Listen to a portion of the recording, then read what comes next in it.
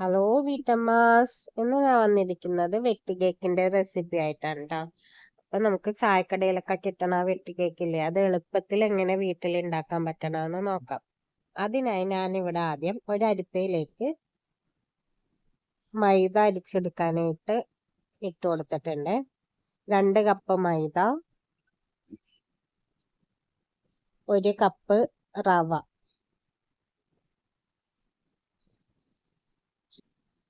1/4 teaspoon അളവിൽ baking soda ചേർത്ത് കൊടുത്തിട്ടുണ്ട്.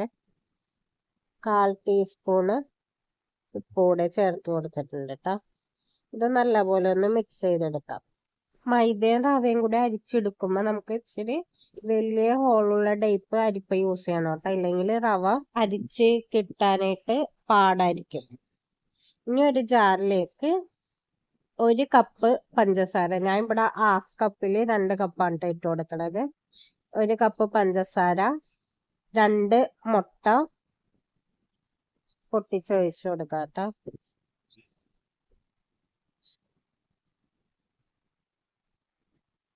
എന്നിട്ട് ഇതൊന്ന് നല്ലതുപോലെ ഒന്ന് അടിച്ചെടുക്കാം. ഫ്ലേവറിന് ആവശ്യത്തിന് നമുക്ക് കുറച്ച് ഏലക്കയും കൂടെ 5-6 ഏലക്കയും കൂടെ ചേർത്ത് കൊടുത്തിട്ട് നല്ലതുപോലെ ഒന്ന് മിക്സിയിലിട്ട് അടിച്ചെടുക്കാം. എന്നിട്ട് വെള്ളമൊന്നും യൂസ് ചെയ്യാൻ പാടില്ല. നമുക്ക് ഈ മുട്ടന്റെ അടിച്ചെടുത്ത ബാറ്റർ വെച്ചിട്ട് വേണം കേട്ടോ ഇത് നമുക്ക് ചപ്പാത്തി കുഴച്ചെടുക്കണ പോലെ ഒന്ന് കുഴച്ചെടുക്കാനായിട്ട്.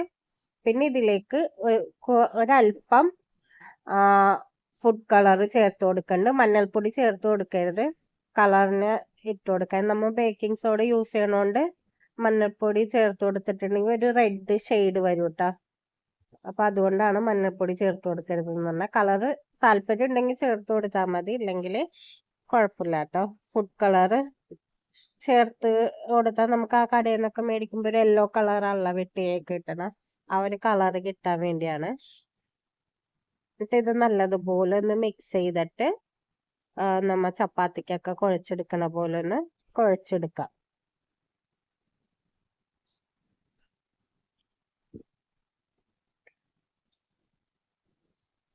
വെള്ളം യൂസ് ചെയ്യരുതിട്ട് ഇതില്. വെള്ളം യൂസ് ചെയ്യാണ്ട് ആ ബാറ്റർ വെച്ചിട്ട് നമുക്കിത് നല്ലതുപോലെ കുഴച്ചെടുക്കാൻ പറ്റും. അപ്പോൾ വെള്ളം യൂസ് ചെയ്യണ്ട, ഒന്നിങ്ങനെ മിക്സ് ചെയ്ത് കുറച്ചു നേരം കഴിയുമ്പോൾ നല്ലൊരു ചപ്പാത്തിക്ക് കുഴച്ചെടുക്കണ പരുവത്തിലുള്ള ബാറ്റർ ആയിട്ട് കിട്ടിയത് നമുക്ക്.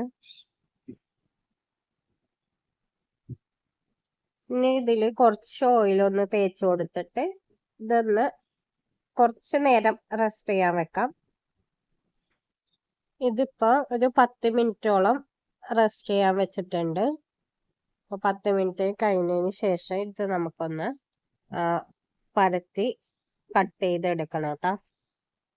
ഇവിടെ ഞാനിത് പകുതി പൊടിയെടുത്ത് പരത്തിയിട്ട് കട്ട് ചെയ്യേണ്ട, പകുതി നമുക്ക് രണ്ടാമത് പരത്തിയിട്ട് കട്ട് ചെയ്യാം കേട്ടോ. ഇതൊന്ന് ഒട്ടിപ്പിടിക്കാണ്ടിരിക്കാനായിട്ടാണ് ഇങ്ങനെ പൊടിയിലൊന്ന് ഇതാക്കിയിട്ട് പരത്തിയെടുക്കണം. അപ്പൊ നമുക്ക് ഒട്ടിപ്പിടിക്കാണ്ട് കിട്ടും. ഇത് ഇച്ചിരി കട്ടിയിൽ വേണം കേട്ടോ പരത്തി കൊടുക്കാനായിട്ട്. നമ്മൾ ചപ്പാത്തി പരത്തണ പോലെയൊക്കെ നൈസാക്കരുത്, കുറച്ച് കട്ടിയിൽ തന്നെ പരത്തിയെടുക്കാം കേട്ടോ. ഇത് നമുക്ക്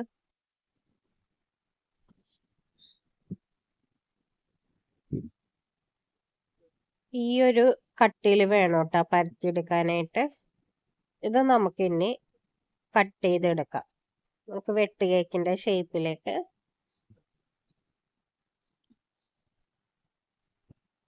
ആദ്യം ഒന്ന് ഓരോ ലൈനിലായിട്ട് കട്ട് ചെയ്തിട്ട് അതൊന്ന് ചെരിച്ച് വെച്ചിട്ട് കട്ട് ചെയ്തെടുക്കാം കേട്ടോ. ഇതേപോലെ ഒരു ഡയമണ്ട് ഷേപ്പൊക്കെ കിട്ടും നമുക്ക്.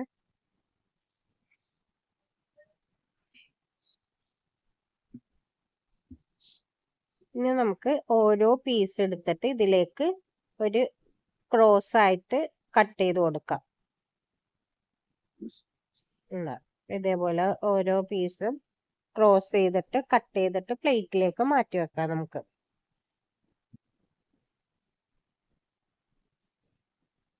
ബാക്കിയുള്ള പീസും ഇതേപോലെ തന്നെ കട്ട് ചെയ്തിട്ട് പ്ലേറ്റിലേക്ക് മാറ്റി വെച്ചിട്ട് നമുക്ക് ഫ്രൈ ചെയ്തെടുക്കാം. ഇപ്പൊ ഞാനിവിടെ ഫ്രൈ ചെയ്യാനായിട്ട് ഓയിലാണ് കേട്ടോ യൂസ് ചെയ്യണം. നമുക്ക് വെളിച്ചെണ്ണയിൽ ഫ്രൈ ചെയ്യണമെന്നുണ്ടെങ്കിൽ അങ്ങനെ ഫ്രൈ ചെയ്തെടുക്കാം. ഓയില് നല്ലതുപോലെ ചൂടായി കഴിയുമ്പോൾ ഇതിലേക്ക് ഓരോ ഒന്നായി ഇട്ട് കൊടുക്കാം. ഒരു ബാച്ചിൽ നമുക്ക് ഒരു 5-6 എണ്ണമൊക്കെ ഇട്ട് കൊടുത്തിട്ട് മീഡിയം ഫ്ലെയിമിൽ ഇട്ടിട്ട് ഫ്രൈ ചെയ്തെടുത്താൽ മതി കേട്ടോ. ഒരുപാട് തിങ്ങി കഴിയുമ്പോൾ അത് വെന്ത് കിട്ടാനും ബുദ്ധിമുട്ടാവും. പിന്നെ തീ കൂട്ടി വെച്ച് കൊടുത്തിട്ടുണ്ടെങ്കിൽ പെട്ടെന്ന് ബ്രൗൺ കളർ ആവും, പക്ഷെ ഉള്ളു വെന്തിട്ടുണ്ടാവൂല. ഇത് നല്ലൊരു ബ്രൗൺ കളർ ആവണ വരെ തിരിച്ചു മറിച്ച് വിട്ടിട്ട് നല്ലതുപോലെ ഒന്ന് ഫ്രൈ ചെയ്തെടുത്തിട്ട് ഇത് എണ്ണയെന്ന് കോരി മാറ്റാം. എന്നിട്ട് ഇതേപോലെ തന്നെ ബാക്കിയുള്ളതും കുറേശ്ശെ ഇട്ട് കൊടുത്ത് ഫ്രൈ ചെയ്ത് എടുക്കാം കേട്ടോ. ഇത്രയും സിമ്പിളായിട്ട് നമുക്ക് ചായക്കടയിലൊക്കെ കിട്ടുന്ന പോലത്തെ വെട്ട് കേക്ക് നമുക്ക് വീട്ടിൽ തന്നെ തയ്യാറാക്കാം. ഇപ്പൊ ഇഷ്ടപ്പെട്ടാൽ എൻ്റെ ചാനൽ സബ്സ്ക്രൈബ് ചെയ്യാൻ മറക്കരുത്.